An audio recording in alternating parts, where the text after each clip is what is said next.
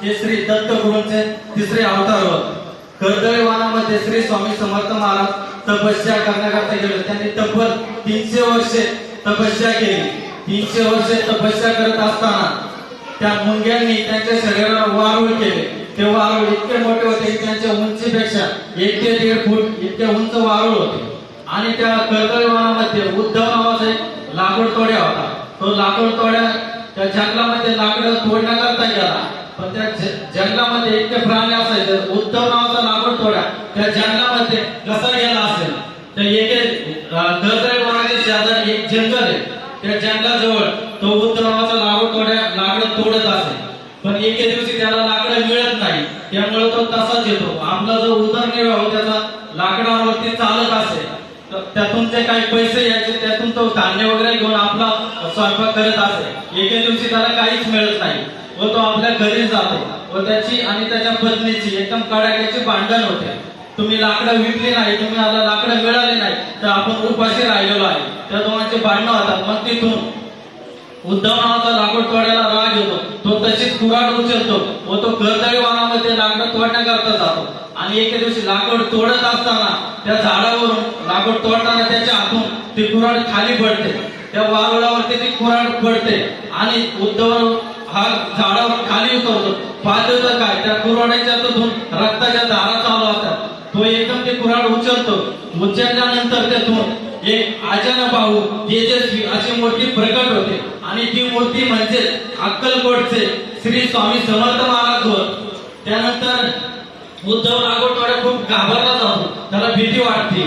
त्याला वाटतं हा अचानक भाऊ यांना माझ्या हातून कुऱ्हाड लागलेली आहे व तसेच आणि ते भयभीत होतात। तेवढे प्रचंड मूर्तीमध्ये घाबरले जातात। तेव्हा श्री स्वामी समर्थ महाराज त्यांना म्हणतात, त्यांना आशीर्वाद देतात व त्यांना तुझ्या हातून माझा उद्धार होणार, तू घाबरू नकोस, मी तुझ्या पाठीशी आहे।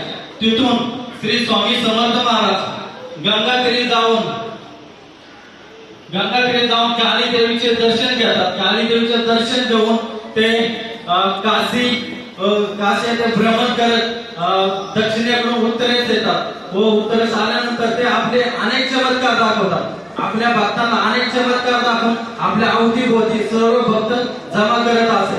श्री स्वामी समर्थ महाराजांचा चेहरा रागीट असते, त्यांचे कपाळ भव्य व नाक सरळ आणि चेहरा गोल आणि ते कायम आपल्या अंगाला भस्म लेपन करत असे आणि ते दिवसातून 2 वेळा आंघोळ करत असे।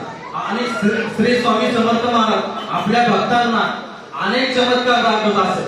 गगनगिरीपुरी येथील ब्रह्मास त्यांनी नेत्रदान आणून दिले। तसेच एका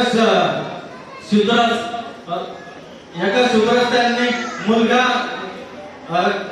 रत्न प्राप्त करून दिले।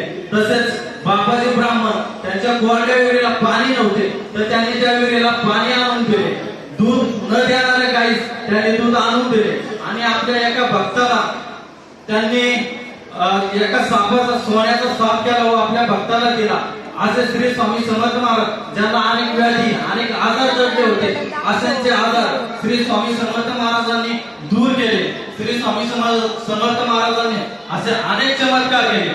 चमत्कार केल्यामुळे अनेक भक्त त्यांच्या भोवती जमा होत असे आणि श्री स्वामी समर्थ महाराजांचे आवडते भक्त एक बाळाप्पा आणि एक चोळाप्पा होत। आणि त्यातील सर्व श्री स्वामी समर्थ महाराजांचा आवडता भक्त हा चोळाप्पा होत, कारण श्री स्वामी समर्थ महाराज चोळप्पाच्या घरी कित्येक दिवस राहिले, त्यांच्या घरी ते जेवण करत असे।